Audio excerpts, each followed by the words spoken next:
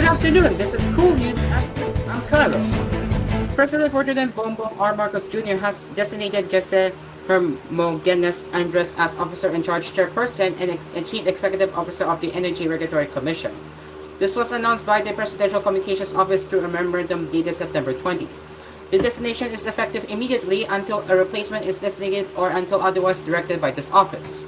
The Office of the Ombudsman earlier ordered a 6-month preventive suspension to ERC Chair Mona Lisa Dima Lanta for alleged neglect of duty in connection with the complaint filed by a consumer interest group. Dima Lanta said she already filed a motion for reconsideration for the preventive suspension.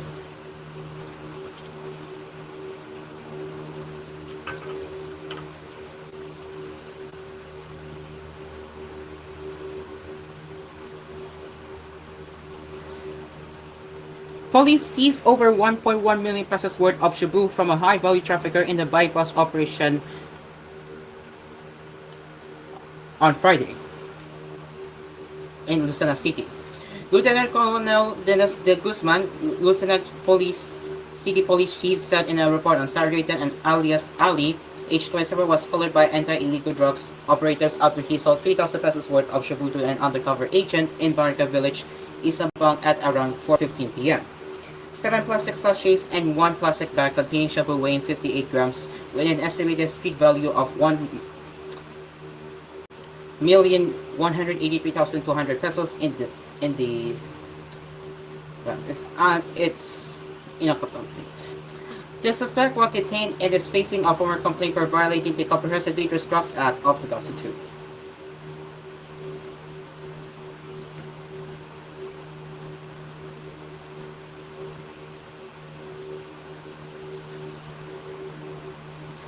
The number of reported deaths from the combined effects of Southwest Monsoon, Habagat, and Tropical Cyclone Depression Ferdi-Genar, Helen, and Igmim rose to 25, the National Disaster Risk Reduction and Management Council said on Saturday. The figure, however, is still for validation based on the agency's report as of 8 a.m. on Saturday.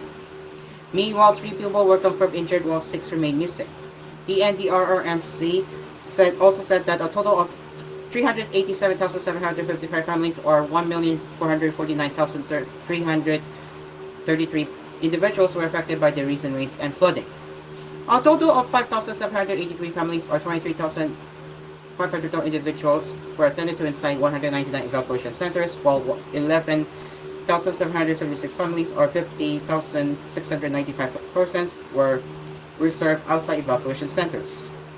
Isamen water conditions also affected 122 roads and 14 bridges nationwide. Meanwhile, damage to agriculture so far was pegged at 600 million pesos.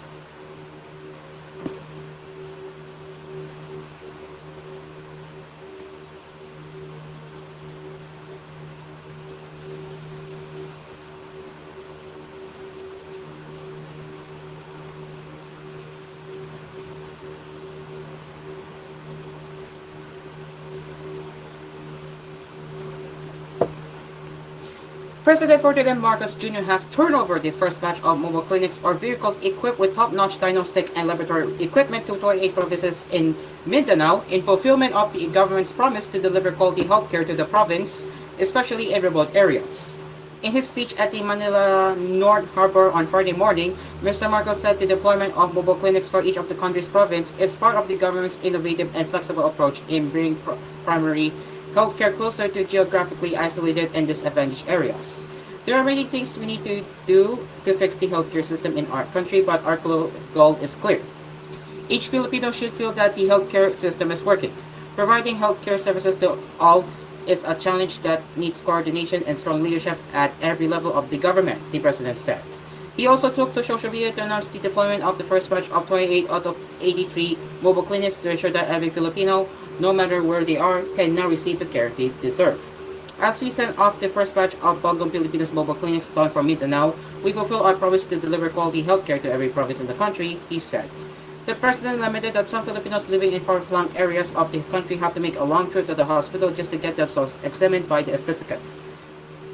They have to ride a boat, walk for hours, and pray that they will arrive at the hospital safely. The The distance is not their lone enemy, but the long hours, exhaustion, hunger, anxiety, and the cost of healthcare, Mr. Marcos said. He said the local government of each province can easily deploy their mobile clinic on medical missions where Filipinos in need of medical attention can consult a physician and just wait for their test results at the mobile clinic itself without having to go to hospital. The mobile clinic will also allow Filipinos to have their own medical records that can be used for reference every time they get themselves checked at the mobile clinic or at government-owned hospitals. Mm.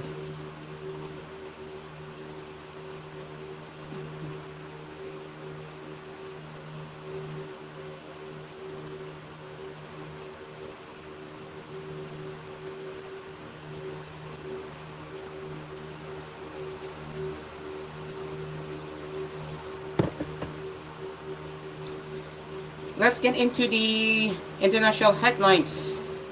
With more than a month to go before the November presidential election, some Americans are already lining up to cast their ballots in this tightly contested race.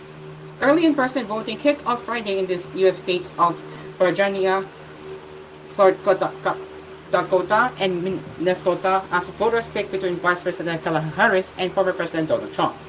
"We just feel that we're part of the process," said 56-year-old Tom Kilkenny, who came to the polling station in Arlington, Virginia, where people were lining up before it even opened early in the morning. His wife, Michelle, age 55, said she was happy to set a good example for her friends and neighbors by voting early. "When you speak with them, I can myself say I voted already, then start spreading the word," said Michelle Kilkenny, whose blue t-shirt was covered in Democratic Party pins. Each of the country's 50 states has its own voting procedures: early voting by mail or in person, election day voting, or a combination of the three. For some Americans, casting the vote as soon as it becomes possible is a family tradition. Nick Fusik and his wife Becca brought their 3 daughters to a polling station in Arlington. "We want them to be engaged as soon as possible," said Fusik, age 38. In Arlington, just across the Potomac River from the U.S. Capitol, the city center was dotted with Harris and Trump signs and posters. Activists set up information booths while voters, mostly Democrats, chatted with one another. Besides electing the next president, voters are also casting ballots in local and statewide elections.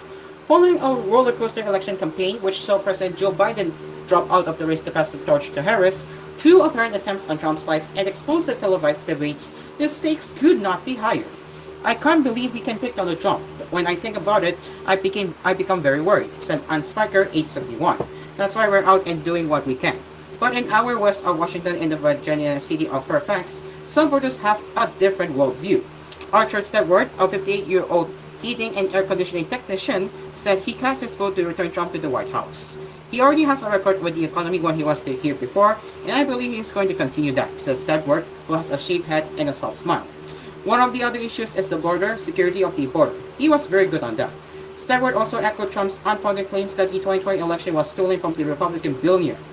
"I just wanted to make sure that I voted early, in case there was some issue with fraud this time," he said. But one thing does seem to unite Americans on both sides of the political divide.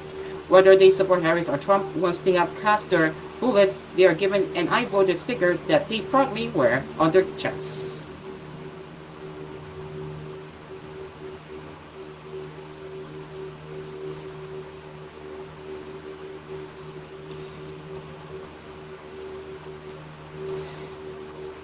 And Vice President Kamala Harris on Friday attacked Republican rival Donald Trump and his party as hypocrites over abortion as the first voters cast their ballots for November's knife-edge U.S. election. The Democrat unleashed one of the most powerful speeches of her campaign so far as she blamed Trump for an abortion ban in the battleground state of Georgia that she said had caused the deaths of 2 women. And these hypocrites want to start talking about how this is in the best interest of women and children. The vice president told a rally in Atlanta, Georgia, to cheers from a mainly female audience. "Well, where have you been? Where have you been when it comes to taking care of the women and children of America? Where have you been? How dare they?" Since replacing President Joe Biden at the top of the Democratic ticket 2 months ago, Harris has repeatedly focused on what she calls Trump abortion bans. Trump has frequently bragged on the campaign trail that his three Supreme Court picks paved the way for the 2022 for overturning of the national right to abortion. At least 20 states have since brought in full or partial restrictions, with Georgia banning most abortions after 6 weeks of pregnancy. Harris led the crowd in chanting the name of Amber Nicole Thurman, a 28-year-old mother of one from Georgia who developed a rare complication from abortion pills and died during emergency surgery in 2022. An official state committee blamed the fatal outcome on a preventable lag in performing a critical procedure. We will make sure Amber is not just remembered as a static, said Harris, who met Berman's family during a campaign event hosted by chat show star Oprah Winfrey on Thursday. It is now 12:12 in the afternoon and koolNews at noon. We'll be right back.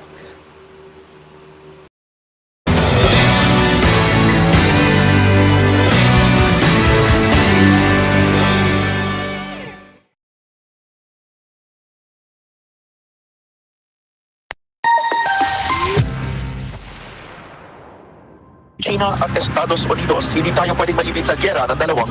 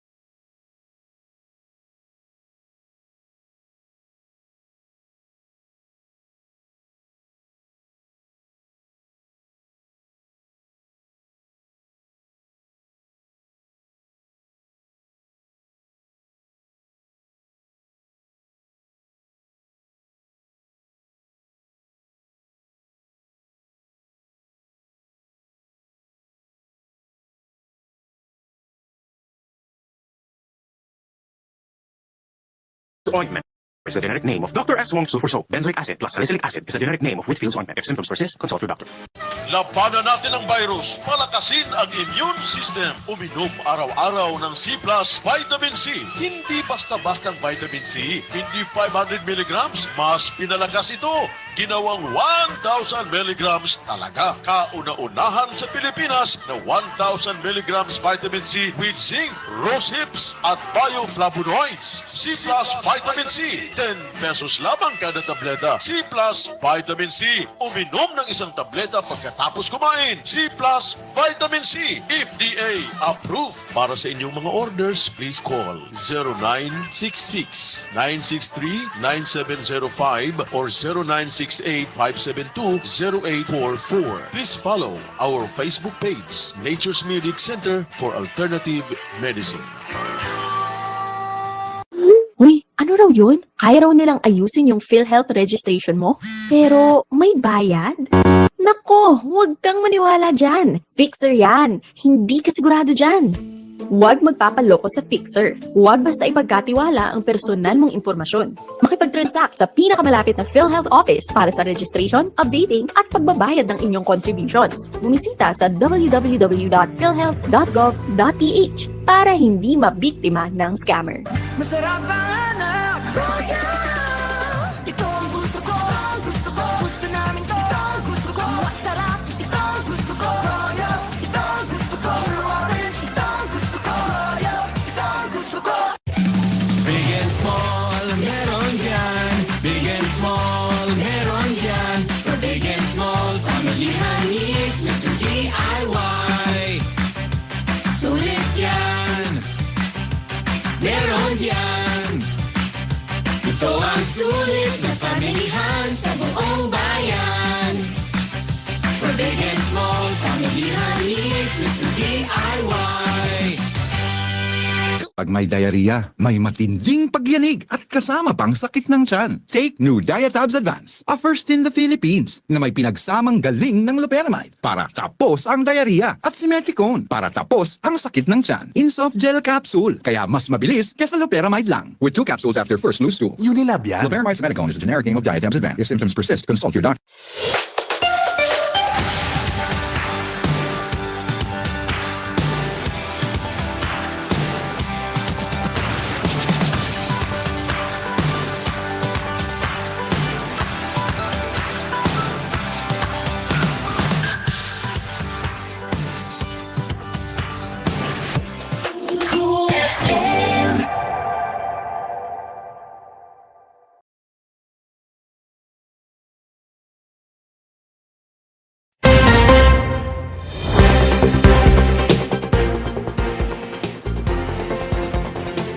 Welcome back to koolNews at noon.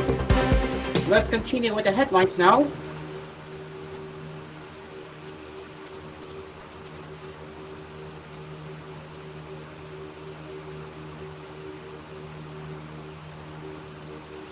Continuing our headlines from around the world, Israel said Friday that it killed a commander. Hold on. Israel said Friday that it killed the commander of Hezbollah's elite unit in a strike that Lebanese officials said left 14 dead and thousands wounded in the movement's Beirut stronghold. Ibrahim Equil, who was wanted by the United States for involvement in the 1983 bombing of the U.S. Embassy in Beirut, headed the Aryan-backed militant group's elite Red One force. Hezbollah confirmed late Friday that Equil had been killed by Israeli fire, hailing him as one of its great leaders. AFP journalists at the scene said the blast left a massive crater and got to the lower floors of the high-rise building in the Lebanese capital's southern suburbs. Rescue workers were still using heavy equipment to search the rubble hours after the strike, AFP TV footage show. Equil's killing was the second of a senior Hezbollah commander since the start of the war in Gaza. An Israeli strike on Beirut in July killed Fud Shukar, a top operations chief for the movement. It also followed 2 waves of explosions on Tuesday and Wednesday of communication devices used by Hezbollah members, which Hezbollah blamed on Israel. Those blasts killed thousands and left Hezbollah reeling while shifting the focus of the Israel-Hamas war northward. Stefan Dujarric, spokesman for UN Secretary General Antonio Guterres, said the body was very concerned about the heightened escalation and called for maximum restraint from all sides. The Israel military said it conducted a targeted strike against Aqil, which also killed around 10 other senior Radwan commanders. A source close to Hezbollah said Aqil was at a meeting with commanders when he was killed. Lebanon's health ministry said that the attack killed at least 40 people and wounded 66 more, and that it expected more bodies to be found.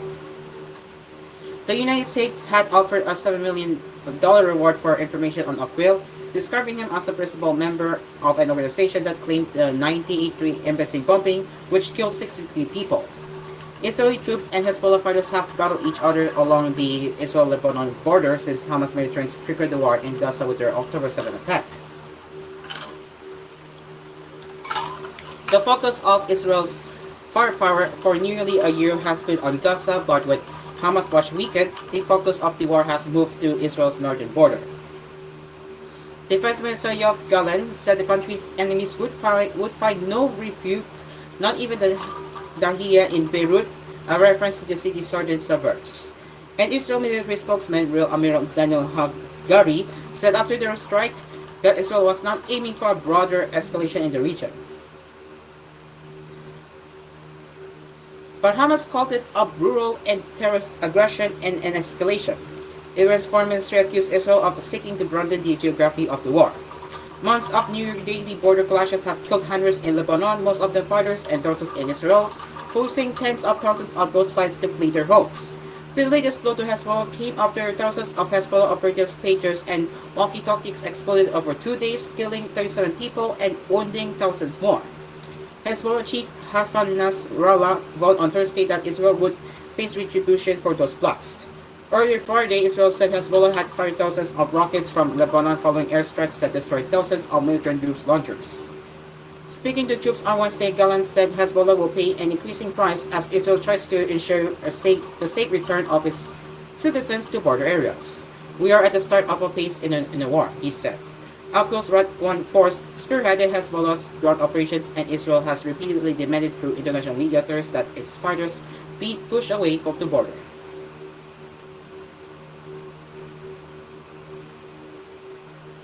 Israeli Prime Minister Benjamin Netanyahu delayed by a day his scheduled departure to the United States, where he is due to address the United Nations General Assembly.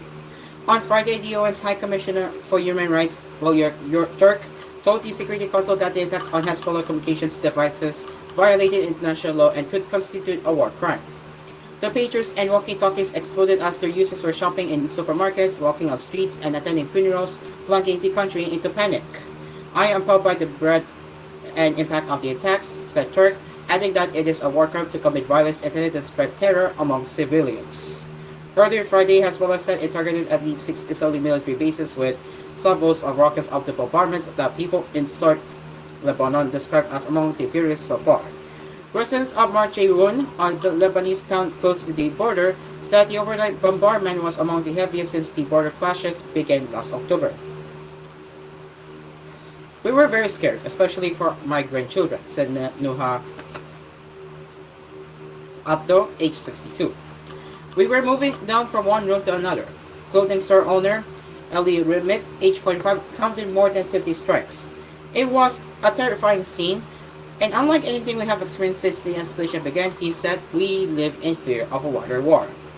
International mediators, including the United States, have been scrambling to stop the Gaza war from turning into an all-out regional conflict.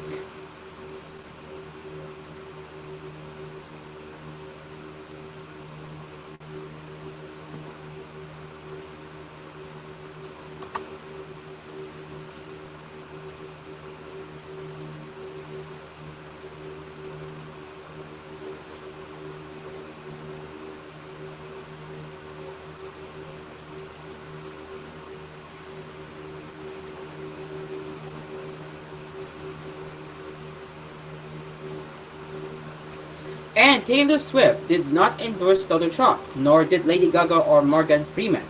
And Bruce Springsteen was not photographed in a Keep America Trump-less shirt. Fake celebrity endorsements and snubs are roiling the U.S. presidential race. Thousands of bogus testimonies from American actors, singers, and athletes about Republican nominee Trump and his Democratic rival Kamala Harris have prolificated on social media ahead of the November election. Researchers say many of them enabled by AI or artificial intelligence image generators. The fake endorsements and brush-offs, which come as platforms such as the Elon Musk-owned X knock down many of the guardrails against misinformation, have prompted concern over their potential to manipulate voters as the race to the White House heats up. Last month, Trump shared doctor images showing Swift throwing her support behind his campaign, apparently seeking to tap into the pop singer's mega star power to sway voters. The photos, including some that Hani Farid, a digital forest expert at the University of California, Berkeley, said bore the hallmarks of AI-generated images suggested the pop star and her fans, probably known as Swifties, backed Trump's campaign. What made Trump's mashup on Truth Social particularly devious was its combination of real and fake imagery, Farid told AFP. Last week, Swift endorsed Harris and her running mate Tim Walz, calling the current vice president a steady-headed, gifted leader. The singer said she was motivated to speak up by manipulated images of her as they conjured up by fears around AI and the dangers of spreading misinformation. Following her announcement, Trump fired a missive on Truth Social saying, "I hate Taylor Swift."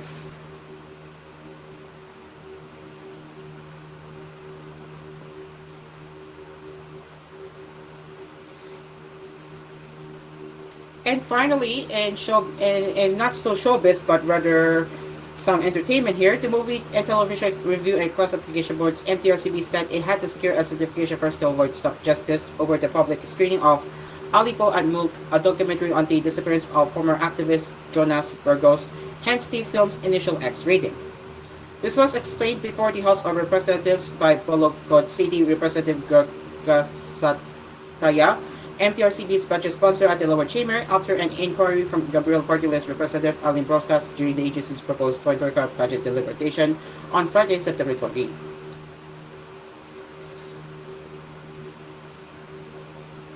No translation here, so I'm not going to read it here. Gasataya, who was beside the MTRCB chair Dorela Lala Soto Antonio during the deliberation, to explain the agency through its board on the initial review, which is composed of 3 members. They were looking at a case which a certification has not yet been issued. So to avoid some justice, they made that classification. The sub-judice rule, as per the Supreme Court, restricts comments and disclosures pertaining to the pending judicial proceedings in order to avoid prejudging the issue. Although after the second review, when the agency secured a certification from the Court of Appeals that there is no more pending case, they classified it to R60, Daya added. Brosas then suggested to review the mandate and power of the MTRCB, to which Gasadaya agreed. And that is it for koolNews at noon. As always, if you have any news suggestions or feedback that you would like to share, you can get in touch with us at tvh.philippines.news@gmail.com. Until then, I'm Cairo. We will see you later for more news segments with koolNews at noon. Good afternoon.